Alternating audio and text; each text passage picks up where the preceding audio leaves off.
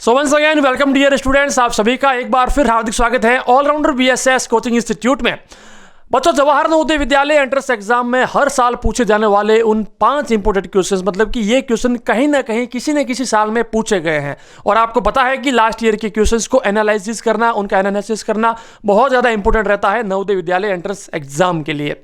सो इस वीडियो में हम सभी 5 क्वेश्चंस को सॉल्व करके आपको बताएंगे, उनका सॉल्यूशन आपको बताएंगे और सबसे बेस्ट ट्रिक के साथ आपको ये समझाएंगे। सो वीडियो को लास्ट तक जरूर देखना। वीडियो अगर पसंद आए तो लाइक और शेयर जरूर करना। इस यूट्यूब चैनल पर नए हैं तो सब्सक्राइब करके पास में बेल आइकन को प्रेस जरूर कीजिएगा।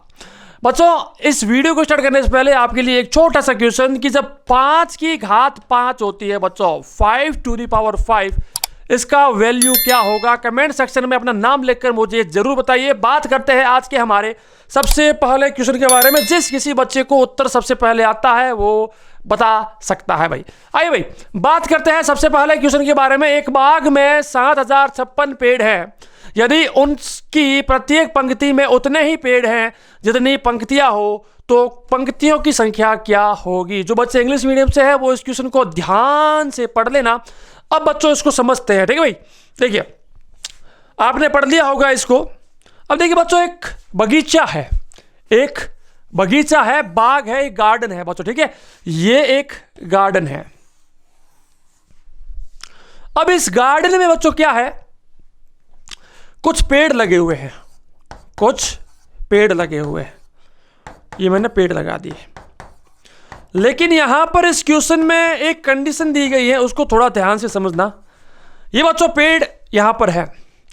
अब क्वेश्चन ये कह रहा है कि जितनी पंक्तियां है बच्चों, जितनी रोज है बच्चों, ये होती है रोज, ठीक है। जितनी पंक्तियां हैं उतने ही पेड़ हर पंक्ति में हैं। मतलब कि मान लीजिए 1 2 3 पंक्तियां हैं, सो हर पंक्ति में 1 2 3 पेड़ हैं। अब मान लीजिए 4 पंक्तियां होती, मान लीजिए 4 पंक्तियां होती तो हर पंक्ति में 4 पेड़ भी होते। ये कह रहा है। अब ये कह रहा है कि बाग के अंदर, उस बगीचे के अंदर कुल मिलाकर 7056 पेड़ है बच्चों। कितने पेड़ है? 7056 पेड़ है। तो पंक्तियों की संख्या क्या होगी? बच्चों देखिए, मैं अगर इस बगीचे के पूरे पेड़ों की संख्या ज्ञात करना चाहता हूं, निकालना चाहता हूं, तो बच्चों मैं क्या करता हूं? जो पंक्तियों की संख्या है बच्चों, पंक्तियों की संख्या, ओके, उन पंक्तियों की संख्या में हर पंक्ति में कितने पेड़ हैं उसके साथ गुणा कर दूंगा। अब बच्चों ये कह रहा है कि जितनी पंक्तियां उतने पेड़ हर पंक्ति में। सो बच्चों कुल पंक्तियां मैं x मान लेता हूं और हर पंक्ति में पेड़ भी है कितने बच्चों? x, क्योंकि ये तो क्वेश्चन ने खुद ने कहा है। अब चलिए बच्चों इसको सॉल्व करते हैं, है ना। इसको सॉल्व करते हैं। अब बच्चों पंक्तियां x हैं और पेड़ भी x है, लेकिन कुल मिलाकर मुझे पहले से बता दिया गया है कि 7056 पेड़ होने चाहिए। मैं इसको और आगे सॉल्व करता हूं। x का स्क्वायर बराबर 7056। और आगे देखते हैं इसको। बच्चों जब स्क्वायर को उस साइड लेके जाते हैं तो वर्गमूल बन जाता है, स्क्वायर रूट बन जाता है। सो 7056 का मुझे वर्गमूल निकालना पड़ेगा, स्क्वायर रूट फाइंड आउट करना पड़ेगा। बच्चों जब मैं इसके आगे और आगे सॉल्व करता हूं तो बच्चों ये एक क्या है बच्चों? ये एक पूर्ण वर्ग है बच्चों। क्या है? पूर्ण वर्ग। पूर्ण वर्ग क्या होता है बच्चों? आपको पता है? Perfect square. क्या है बच्चों? Perfect square. जब बच्चों परफेक्ट स्क्वायर का स्क्वायर रूट निकालते हैं तो हमें एक पूर्ण संख्या ही मिलती है, हमें एक होल नंबर ही मिलता है, जो कि चारों ऑप्शन में दिया गया है। सो बच्चों एक परफेक्ट स्क्वायर का स्क्वायर रूट निकालने के लिए, एक पूर्ण वर्ग का जो है वर्गमूल निकालने के लिए एक मेथड है जो मैंने आपको बताई हुई है। सबसे पहले सबसे छोटी संख्या का भाग दीजिए। भाग दिया मैंने तो आ गया 3528। ओके, फिर से मैंने 2 का भाग दिया, 1 बार गया, 4 बार गया, 2 एकम 2, 4 नहीं 7 बार, 7 14, ठीक है, 7 बार गया एंड एक उसको दिया, 6 बार गया, 4 बार गया, फिर से 2 का भाग दिया मैंने। तो बच्चों क्या आता है मेरे पास? 8 8 2। ओके, फिर से मैं 2 का भाग देता हूं, 4 4 1। फिर से मैं 3 का भाग देता हूं बच्चों, 1 बार गया, 4 बार गया एंड 7 या 21, 147। फिर से 3 का भाग दिया, 3 चौक 12, 2 27, 9 बार गया। फिर मैंने 7 का भाग दिया, 7 आया, फिर मैंने 7 का भाग दिया, 1 आ गया। बच्चों ये कुल मिलाकर मुझे इस 7056 के प्राइम फैक्टर्स मिल गए। बच्चों क्या मिल गए? प्राइम फैक्टर्स, जिसको हिंदी में कहते हैं अभाज्य गुणनखंड। बच्चों क्या कहते हैं? अभाज्य गुणनखंड। अब बच्चों जब मुझे इसके ये अभाज्य गुणनखंड मिल गए, बच्चों समझ में आ रहा है ना? जल्दी से कमेंट सेक्शन में लिख के बताओ कि क्या आपको समझ में आ रहा है ना? बहुत ही आसान मेथड है बच्चों, बहुत ही आसान वे में मैं आपको समझा रहा हूं। चलिए देखते हैं इसको। बच्चों अपने पास आ गया 2 गुणा में 2 गुणा में 2 गुणा में 2 गुणा में 3 गुणा में 3 गुणा में 7 गुणा में 7। ओके, 7 गुणा में 7। ये मुझे सारे फैक्टर्स मिल गए, सारे के सारे गुणनखंड मिल गए। अब तो देखिए अपने को क्या करना होता है, मेथड में आपको ऑलरेडी बता चुका हूं। इस 2 को यहां लिखो, इस 2 को यहां लिखो, गुणा का साइन लगाओ। इस 2 को यहां लिखो, इस 2 को यहां लिखो, गुणा का साइन लगाओ। इस 3 को यहां लिखो, इस 3 को यहां लिखो। ठीक है, ये क्या आ गया? 7 को यहां, इस 7 को यहां। बस देखिए दोनों बराबर हो गए। अब देखिए बच्चों 2 पेयर बन गए, 2 जोड़े बन गए। तो मैं किसी एक जोड़े को गुणा कर देता हूं। 2 दूने 4, 4 तिया 12, 12 7 84, 84 हो गया। तो बच्चों कुल मिलाकर 84 पंक्तियां हैं और हर पंक्ति में 84 पेड़ है। तो अपने को पूछा गया है कि कुल मिलाकर कितनी पंक्तियां हैं? तो भाई बच्चों 84 पंक्तियां, 84 rows are there in that garden. Okay बच्चों, आ गया समझ में? चलिए और आगे बढ़ते हैं नेक्स्ट क्वेश्चन की ओर। बच्चों ये सिंप्लीफिकेशन वाला क्वेश्चन है। आपको पता है हर साल के नवोदय एग्जाम में 2 या 3 सिंप्लीफिकेशन के क्वेश्चन आपको जो है पूछे जाते हैं। तो इसको सॉल्व करते हैं। ठीक है, चलिए। सिंप्लीफिकेशन का मतलब होता है बच्चों सरलीकरण। क्या होता है बच्चों? सरलीकरण। इस क्वेश्चन को सॉल्व करेंगे बच्चों। सबसे पहले 3/5 1/5। आपको पता है भागु जोबा, भागु जोबा, ये एक रूल होता है बच्चों जिसको बोर्ड मास कहा जाता है। बोर्ड मास, सबसे पहले भाग, फिर गुणा, फिर जोड़, फिर बाकी, bracket of division multiplication dash dash dash. Okay, जो भी है बच्चों सबसे पहले मुझे भाग देना है, डिवाइड करना है। ठीक है, सो मैं इसको सॉल्व करता हूं। इसको मैं एज इट इज जैसा है वैसा वैसा लिख देता हूं। प्लस 1/5 माइनस 3/10, ब्रैकेट बंद कर दिया, मल्टीप्लिकेशन 36/45। बच्चों देखिए मुझे भाग देना है, मतलब कि इसके अंदर इसका भाग देना है। तो मैं नीचे लिख देता हूं 16/5। बच्चों यहां तक आ गया समझ में? अब बच्चों मैं इसको इसके साथ गुणा करता हूं और इसको इसके साथ गुणा करता हूं। ये आपको पता है, मैं आपको समझा चुका हूं। जब भी फ्रैक्शंस A/B और C/D हो, सो D इसके साथ मल्टीप्लाई करता है और C इसके साथ मल्टीप्लाई करता है, तो मेरे पास मिलता है A × D divided by B × C। ये मैं आपको बता चुका हूं सिंप्लीफिकेशन वाले चैप्टर में। हमारा कंप्लीट कोर्स एंड्रॉइड एप्लीकेशन के माध्यम से दिया जाता है। सो अगर आपने एंड्रॉइड ऐप अभी तक इंस्टॉल नहीं किया है तो गूगल प्ले स्टोर के ऊपर जाइए, ऐप को इंस्टॉल कीजिए और आज ही अपना फुल कोर्स रजिस्टर कीजिए। चलिए भाई बात करते हैं और आगे।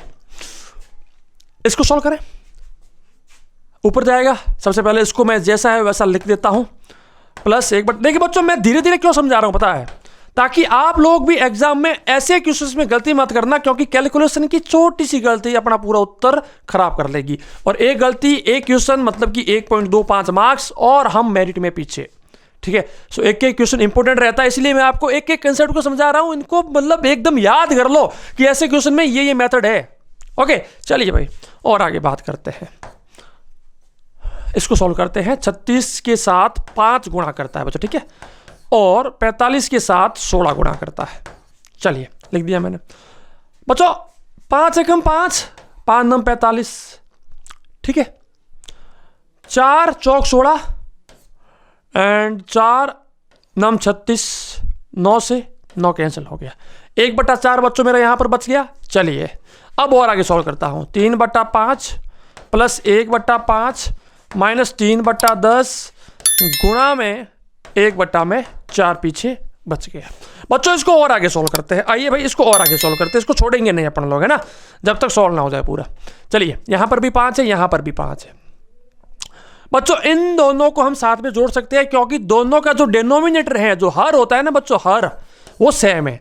जब दो भिन्नों के अंदर हर सेम है, when two fractions have the same denominator, तो उनके नोमिनेटर को जोड़ दीजिए बच्चों, उनका जो अंश है उनको जोड़ दीजिए। सो 3 और 1 कितना होता है बच्चों, 4, 4 बट्टा में 5, ये कभी जुड़ते नहीं है, ठीक है। माइनस में क्या है, 3/10 ब्रैकेट क्लोज, 1/4, 1/4। और आगे सॉल्व करते हैं बच्चों, यहां पर 5 है, यहां पर 10 है। अब हर सम्मान नहीं है, जब हर सम्मान ना हो तो एलसीएम निकाला जाता है बच्चों, लसअप निकाला जाता है। क्या निकाला जाता है, लसअप निकाला जाता है। 5 और 10 का लसअप होता है 10। 5 का भाग दिया, 2 बार गया, 2 बार गया, 2 को मुझे 4 के साथ गुणा करना पड़ेगा, ठीक है। बीच में क्या है, माइनस। 10 का भाग दिया, 1 बार गया, 1 को मुझे 3 के साथ गुणा करना पड़ेगा बच्चों। ये ब्रैकेट में है तो ब्रैकेट लगा लो, बाहर क्या है बच्चों, 1/4। और आगे सॉल्व करते हैं। 4 दूने बच्चों क्या होता है, 8 होता है। माइनस में क्या आता है, आ गया, और बच्चा में आ गया 10 ब्रैकेट क्लोज, मल्टीप्लाई में 1/4 बच्चों। 5 आ गए ना, यहां से इसको माइनस करते हैं, 5/10 आ गया, मल्टीप्लाई में 1/4 आ गया। इसको करते हैं बच्चों, 1/2 आ गया। 1/2 को जब मैं 1/4 के साथ गुणा करता हूं, सो 1/8 मुझे मिलना चाहिए। बच्चों समझ में आ गया है, आ गया होगा। गुरुजी क्यों नहीं आएगा, अगर आप समझाएंगे तो क्यों नहीं आएगा भाई, नवोदय में सिलेक्शन चाहिए आपको, है ना। चलिए बी अपना एकदम सही उत्तर हो जाता है। सभी बच्चे यार अपना प्यारा सा नाम लिख के बताओ मुझे, अभी कमेंट सेक्शन में अपना प्यारा सा नाम लेके बताओ कि सर मेरा नाम ये है, मेरा ये स्टेट है और मुझे ये क्वेश्चन समझ में आ गया। भाई जल्दी से बताओ, आगे शुरू करते हैं आज वाले क्वेश्चन को। चलिए, एक आयताकार बगीचे की लंबाई 30 मीटर है और चौड़ाई 20 मीटर है। इसके बाहर चारों ओर 2 मीटर चौड़ा रास्ता है, उस रास्ते का क्षेत्रफल क्या होगा। जो बच्चे इंग्लिश मीडियम वाले हैं प्लीज इसको सही से पढ़ लीजिए, है ना। अब बच्चों क्या करना है, समझिए इस चीज को, इसको थोड़ा है ना डायग्राम के हिसाब से आपको समझाता हूं, ठीक है, अच्छे से समझ आएगा थोड़ा सा आपको। समझाया बच्चों। बच्चों ये समझाने से पहले मुझे ये बताओ, यहां पर एक शब्द लिखा है आयताकार, मतलब रेक्टेंगुलर। रेक्टेंगुलर शेप ऐसा होता है ना बच्चों, ऐसा ये होता है ना बच्चों, ऐसा। ये थोड़ा छोटा कर लेते हैं, चलिए ये हो गया बच्चों। ये एक रेक्टेंगुलर शेप है, क्या है बच्चों, रेक्टेंगुलर शेप है। चलिए मैं इसको थोड़ा सा ना ऊपर लेकर के यहां पर समझाता हूं, ठीक है। ये एक रेक्टेंगुलर शेप है अपने पास। अब बच्चों मान लीजिए एक और रेक्टेंगुलर शेप है हमारे पास, चलिए ये बच्चों ध्यान से समझना है ना। ये क्वेश्चन अगर आपने सही से समझ लिया ना, जिंदगी में भूलोगे नहीं। आप यहां हो या कल को कहीं और जाके पढ़ते हो, भूलोगे नहीं इस मेथड को, ठीक है। चलिए अब इसको समझिए थोड़ा सा, है ना। अब इसको समझिए बच्चों, ये जो है ये क्या है बच्चों, गार्डन है बच्चों, क्या है, बगीचा है। क्या है, बगीचा, जिसकी लंबाई मुझे 30 मीटर दी गई है, यहां से लेकर यहां तक 30 मीटर दी गई है, और चौड़ाई मुझे दी गई है 20 मीटर, यहां से लेकर यहां तक 20 मीटर। बच्चों आ गया समझ में। चलिए अब ये कह रहा है कि इसके चारों ओर, यहां से लेकर यहां तक भी, देखिए बच्चों, यहां से लेकर यहां तक भी 2 मीटर का रास्ता है, यहां से लेकर यहां तक भी 2 मीटर का रास्ता है, यहां से लेकर यहां तक भी 2 मीटर का रास्ता है, और यहां से लेकर यहां तक भी 2 मीटर का रास्ता है। बच्चों आ गया समझ में, 2 मीटर का रास्ता है। अब ये कह रहा है कि जो रास्ता है ना बच्चों, ये वाला रास्ता, इसका क्षेत्रफल क्या होगा, इसका एरिया क्या होगा। अब बच्चों सबसे पहले आपको एक फॉर्मूला पता होगा, एक रूल पता होगा, एक नियम पता होगा। क्या कहता है वो नियम, आयत जो होता है ना बच्चों, आयत जिसकी दोनों आमने सामने की भुजाएं बराबर होती है, ठीक है, उसका क्षेत्रफल जो एरिया होता है बच्चों, क्षेत्रफल एरिया है ना, वो निकालने का फॉर्मूला होता है लंबाई गुणा चौड़ाई, लेंथ इनटू ब्रेड्थ। ये होता है बच्चों। अब बच्चों मेरे पास 2 रेक्टेंगल है, 2 आयत है, एक तो बाहर वाला और एक भीतर वाला। अब बच्चों मुझे निकालना है ना तो बाहर वाले का ना भीतर वाले का, मुझे बीच वाले का निकालना है। ये जो रास्ता है सिर्फ यहाँ, ये वाला, बच्चों देखिए मैं आपको समझाता हूँ। मुझे सिर्फ ये जो रास्ता है ना, ये वाला, इसका क्षेत्रफल निकालना है। अब इसका तो कोई सूत्र है ही नहीं, इसका तो कोई सूत्र है ही नहीं हमारे पास। सो इसके लिए बच्चों एक मेथड यूज होती है, एक ट्रिक यूज होती है। जो ट्रिक हमें क्या कहती है कि सबसे पहले बाहर वाला जो आपके पास दिया गया है ना सिर्फ, इसका क्षेत्रफल निकालो, उसके क्षेत्रफल में से जो अंदर वाला है उसका क्षेत्रफल माइनस कर दो, तो बीच वाले का क्षेत्रफल मिल जाएगा। अब जब बाहर वाले का क्षेत्रफल कैसे निकाला, क्योंकि यहां से लेकर यहां तक की जो अपने को लंबाई दी गई है वो है 30 मीटर। अब 2 मीटर का रास्ता उस साइड है, 2 मीटर का रास्ता इस साइड है। बच्चों 30 मीटर तो कुल था, 2 मीटर का रास्ता उस साइड वाला और 2 मीटर का रास्ता इस साइड वाला। तो बच्चों यहां से लेकर यहां तक की कुल जो लंबाई होगी वो होगी बच्चों 34 मीटर, क्योंकि बीच वाली 30, 2 ये हो गई 34 मीटर। अब बच्चों 20 मीटर की यहां पर मुझे दी गई है, 2 मीटर ये हो गई, 2 मीटर ये हो गई। सो 20, 2 ऊपर वाली 2 नीचे वाली। सो बच्चों क्या हो गया, 20 + 2 + 2, बच्चों क्या हो गया 24 मीटर। सो बच्चों बाहर वाला जो शेप है, बाहर वाली जो आकृति है, उसकी लंबाई और चौड़ाई है बच्चों 34 × 24। क्या है बच्चों 34 × 24। और जो अंदर वाला है उसकी है बच्चों 20 × 30। अब देखिए बच्चों, जब मैं बाहर वाले की लंबाई और चौड़ाई को गुणा करता हूं तो बाहर वाले का क्षेत्रफल मिल गया। जब मैं अंदर वाले की लंबाई और चौड़ाई को गुणा करता हूं तो मुझे वो वाला क्षेत्रफल भी मिल गया। अब बच्चों बाहर वाले क्षेत्रफल में से अगर अंदर वाले क्षेत्रफल को मैं माइनस करता हूं तो मुझे बीच वाला क्षेत्रफल मिल जाएगा, ये वाला रास्ते का। चलिए मैं फॉलो करता हूं इस चीज को। बच्चों बाहर वाला क्षेत्रफल है 34 × 24, अंदर वाला है 30 × 20। बच्चों मैं क्या करता हूं, 2 को बाहर निकाल लेता हूं। यहां से 2 को मैंने बाहर निकाला, 17 आ गया। यहां से 2 को बाहर निकाला, नहीं यहां से 2 बाहर नहीं आएगा। अब यहां से 2 बाहर नहीं आएगा, क्योंकि एक बार 2 बाहर आएगा, एक बार ही 2 बाहर आएगा। मैं चाहूं तो 4 को बाहर निकाल सकता हूं, या फिर 2 को मैं 2 बार बाहर निकाल सकता हूं। यहां पर 17 आ गया, यहां पर 12 आ गया, माइनस है बच्चों। इसके अंदर 2 का भाग दिया, मतलब कि मैंने 2 को बाहर लिया है ना, तो 15 × 10 ये आ गया। चलिए बच्चों 2 दूने क्या होता है बच्चों 4 होता है। अब बच्चों 17 और 12 को गुणा कर दीजिए, 15 और 10 को गुणा कर दीजिए। बच्चों 17 और 12 को चलिए मैं गुणा कर देता हूं। 17 और 12 को जब मैं गुणा करता हूं, 17 को जब मैं 10 से गुणा करता हूं तो 170 आता है, 2 से गुणा करता हूं तो 34 आता है, तो इसको जोड़ दो 204 हो गया बच्चों। अब बच्चों 204 तो ये हो गया, उसमें से मुझे 150 को माइनस कर देना है। तो बच्चों क्या होगा 4 गुणा में, अब इसमें से 204 में से ये गया तो 54 पीछे बच गया। कुल मिलाकर मेरा बच्चों क्या हो गया 4 चौक 16, एक ऊपर आ गया, 5 चौक 20 और 1 21, 216 मीटर स्क्वायर या फिर मीटर का वर्ग। बच्चों शॉर्टकट था कि नहीं था, आ गया समझ में? जल्दी से कमेंट सेक्शन में अपना नाम लिखकर बताइए गुरुजी मुझे समझ आ गया। चलिए भाई एक बार उत्तर वेरीफाई कर देते हैं, क्या 216 उत्तर में है कि नहीं है। भाई ये रहा है ना 216 भी हमारा एकदम सही उत्तर हो जाता है। बच्चों समझ में आ गया ना। चलिए भाई यही इंपॉर्टेंट है, आपको समझ में आना चाहिए। नेक्स्ट हम बात करते हैं, बहुत ही अच्छा क्वेश्चन है।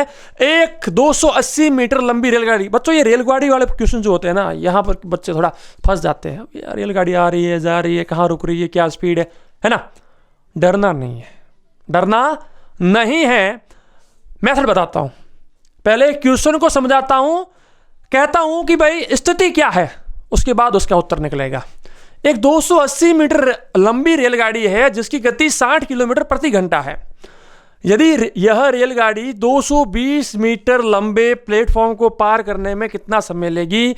अगर ये रेलगाड़ी 220 मीटर लंबे एक रेलवे प्लेटफॉर्म को पार करती है तो कितना समय लेगी? बच्चों क्वेश्चन को समझिए। सबसे पहले काम होता है, क्या करते हैं बच्चे, क्या करते हैं, क्वेश्चन को पढ़ते ही नहीं है। हाँ मुझे तो आता है, मुझे तो आता है, फटाक से किया और उत्तर गलत ठोक दिया और फेल, सिलेक्शन नहीं हुआ। सबसे पहले उत्तर को समझिए, सबसे पहले क्वेश्चन को समझिए। उत्तर तो बड़ा आसान है, उत्तर तो बड़ा आसान है। देखिए क्वेश्चन क्या कहता है बच्चों, ध्यान से समझना है ना बच्चों। ये एक रेलगाड़ी है बच्चों, क्या है, ये एक रेलगाड़ी है, ठीक है भाई। मुझे पेंटिंग ज्यादा नहीं आती है ना, ये एक रेलगाड़ी मैंने बना ली। अब ये रेलगाड़ी जो है ना बच्चों, इसकी लंबाई है बच्चों, लेंथ है, कितनी है बच्चों, यहां से लेकर यहां तक जो रेलगाड़ी की लेंथ है ना, वो है बच्चों 280 मीटर। क्या है बच्चों 280 मीटर। अब बच्चों ये रेलगाड़ी क्या करती है, एक रेलवे प्लेटफॉर्म को पार करती है। बच्चों रेलवे प्लेटफॉर्म मान लीजिए यहां से लेकर यहां तक एक रेलवे प्लेटफॉर्म है ना, रेलवे स्टेशन है, ठीक है, जिसकी लंबाई है बच्चों 220 मीटर। क्या क्या है बच्चों, 220 मीटर रेलवे प्लेटफॉर्म की लंबाई है। अब बच्चों क्वेश्चन ये कह रहा है कि रेलगाड़ी की जो रफ्तार है बच्चों, स्पीड, चाल जो है ना, वो है बच्चों 60 किलोमीटर प्रति घंटा। रेलगाड़ी इस साइड जा रही है 60 किलोमीटर प्रति घंटा की रफ्तार से। रेलगाड़ी की लंबाई है 280 मीटर, रेलवे स्टेशन की लंबाई है 220 मीटर। अब ये कह रहे हैं कि कितना समय ये रेलगाड़ी लेगी कि इस 220 मीटर लंबे प्लेटफॉर्म को पार कर लेगी।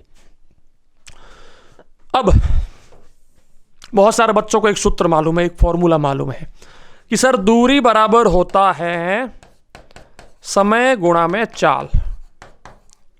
लेकिन मुझे समय पूछा गया है तो समय बराबर हो गया दूरी बट्टा में चाल।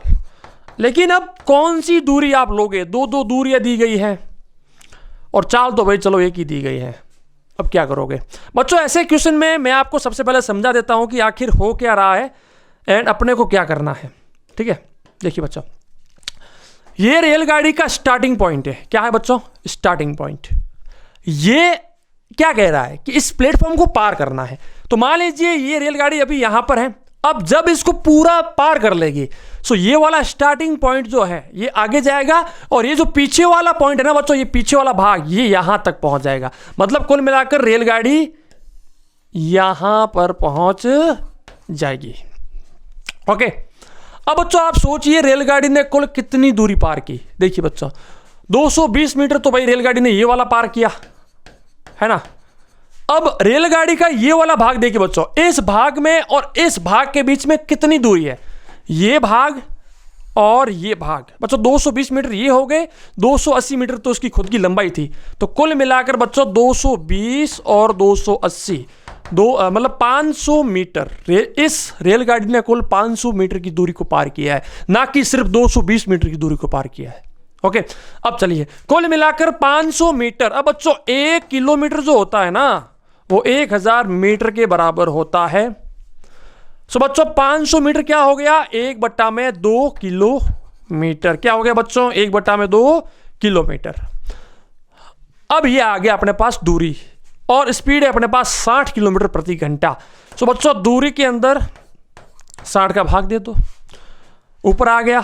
कुल मिलाकर मुझे मिल गया बच्चों 1/120 घंटे। ये क्या है बच्चों, घंटे मिल गए मुझे।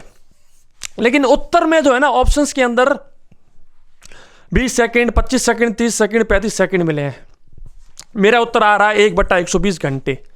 बच्चों 1 घंटे के अंदर 3600 सेकंड होते हैं। क्या होते हैं बच्चों, 3600 सेकंड होते हैं। तो 1/120 घंटे में क्या होगा बच्चों, 3600 से गुणा कर दो, 0 से 0 कैंसिल हो गया, 12 30 सेकंड, 30 सेकंड का यहां पर समय लेगी। बच्चों मैंने बड़े आराम से समझाया था कि जो बच्चे थोड़े से वीक हैं उनको या फिर इस कॉन्सेप्ट के बारे में जानकारी नहीं है तो उनको समझ में आ गया होगा। बच्चों समझ में आया है तो बताइए गुरुजी समझ में आ गया, मेरा नाम ये है। और ये क्वेश्चन भी मुझे रेलगाड़ी वाला क्वेश्चन भी समझ आ गया भाई। चलिए 30 सेकंड अपना सी एकदम सही उत्तर हो जाता है। आइए बच्चों और आगे बात करते हैं। आज के हमारे शायद ये लास्ट क्वेश्चन है, इसके बाद कोई क्वेश्चन नहीं है, ठीक है बच्चों। ये क्वेश्चन क्या कहता है कि ये जो भिन्नें दी गई है, जो फ्रैक्शंस दिए गए हैं, इनको अवरोही क्रम में अपने को सजाना है या फिर डिसेंडिंग ऑर्डर में अपने को इन्हें लिखना है। बच्चों देखिए 2 प्रकार के ऑर्डर्स होते हैं मैथ्स के अंदर, असेंडिंग और डिसेंडिंग। बच्चों समझिए इसको, जब आप सीढ़ियों के ऊपर की साइड जा रहे हैं, पहले आप सबसे नीचे थे, फिर 2 पर आए, फिर 3 पर आए, फिर 4 पर आए, मतलब छोटे से ऊपर की ओर जा रहे हैं, बढ़ रहे हैं, धीरे धीरे प्रोग्रेस कर रहे हैं, उस ऑर्डर को असेंडिंग ऑर्डर कहा जाता है, आरोही क्रम कहा जाता है, आरोही। और जब आप सीढ़ियों से उतर रहे हैं वापस नीचे, तो आप 4 से 3 पे आए, 3 से 2 पे आए, 2 से 1 पे आए, मतलब कि आपकी जो पोजीशन है वो घट रही है ना बच्चों, नीचे आ रहे हो। सो इस ऑर्डर को कहते हैं डिसेंडिंग ऑर्डर या फिर अवरोही क्रम। यहां पर वही पूछा गया है कि इन भिन्नों को अवरोही क्रम में लिखिए, डिसेंडिंग ऑर्डर में व्यवस्थित कीजिए। चलिए बच्चों समझते हैं। बच्चों सबसे पहले आप देखिए, एक चीज फोकस कीजिए आप कि इन सभी भिन्नों के, सभी फ्रैक्शंस के जो डेनोमिनेटर है, हर हैं, वो सेम है, सिमिलर है, समान है ना। जब किसी भिन्नों में हर समान होता है ना, तो उनमें से कौन छोटा है कौन बड़ा है वो दिखाता है उसका अंश, नोमिनेटर। जिसके पास सबसे बड़ा नोमिनेटर, सबसे बड़ा अंश, वो सबसे बड़ी, जिसके पास छोटा वो सबसे छोटी। बच्चों यहां पर देखिए, अपने को सबसे पहले क्या करना है, सबसे बड़ी, फिर छोटी, फिर छोटी, फिर छोटी, यही तो होता है, मैंने आपको समझाया। तो बच्चों सबसे पहले मुझे सबसे बड़ी वाली लिखनी है। यहां पर बच्चों क्या करना है, सबसे पहले मुझे सबसे बड़ी वाली लिखनी है, जो कि है 6/7। सो 6/7 मेरा आ गया पहले। उससे छोटी कौन है बच्चों, 4/7, तो ये भी आ गया। उससे छोटी कौन है, 3/7, ये भी आ गया। उससे छोटी कौन है, 2/7, तो ये भी आ गया। ये अपना उत्तर होता है, कौन सा है बच्चों, बी, एकदम सही उत्तर है। ये आसान क्वेश्चन था, और ऐसे क्वेश्चन भी पूछे जा सकते हैं भाई, इसमें कोई नहीं। ये 1 सेकंड का क्वेश्चन होता है, सिर्फ 1 सेकंड का क्वेश्चन, 1 सेकंड में इसका सॉल्यूशन मिलता है। तो अपने को स्पीड बढ़ानी है कि ऐसे छोटे छोटे क्वेश्चन में, इजी क्वेश्चन में, जहां पर अपने को बोनस मार्क मिल रहा है, उनमें समय ज्यादा खराब नहीं करना है, ठीक है। सो इसके ऊपर प्रैक्टिस कीजिए। अगर यहां पर हर समान ना होता, अगर यहां पर डेनोमिनेटर इक्वल ना होता, सिमिलर ना होता, तो अपने को फिर एक और मेथड है जो कि हमने हमारे कंप्लीट कोर्स के अंदर समझा रखी है, और अगर हो रखा, अगर नेक्स्ट कोई भी ऐसा क्वेश्चन आता है तो मैं आपको समझा दूंगा। बच्चों आपको पता है जवाहर नवोदय विद्यालय की कोचिंग हमारे एंड्रॉइड ऐप के ऊपर दी जाती है। ये है 6th वाले बच्चों का हिंदी मीडियम का कोर्स, इंग्लिश मीडियम का कोर्स, 9th वाले बच्चों का इंग्लिश मीडियम और 9th वाले बच्चों का हिंदी मीडियम के कोर्सेज आपको हमारे एंड्रॉइड एप्लीकेशन के ऊपर देखने को मिलते हैं। एंड कोर्स कैसे रजिस्टर करना है, परचेज करना है, सारी जानकारी एक वीडियो के माध्यम से मैंने आपको दी है, लिंक आपको डिस्क्रिप्शन में मिल जाएगा। मैं मिलूंगा आपसे हमारी ऐसी किसी नेक्स्ट क्लास वीडियो में, तब तक के लिए जय हिंद, वंदे मातरम, जय भारत, धन्यवाद।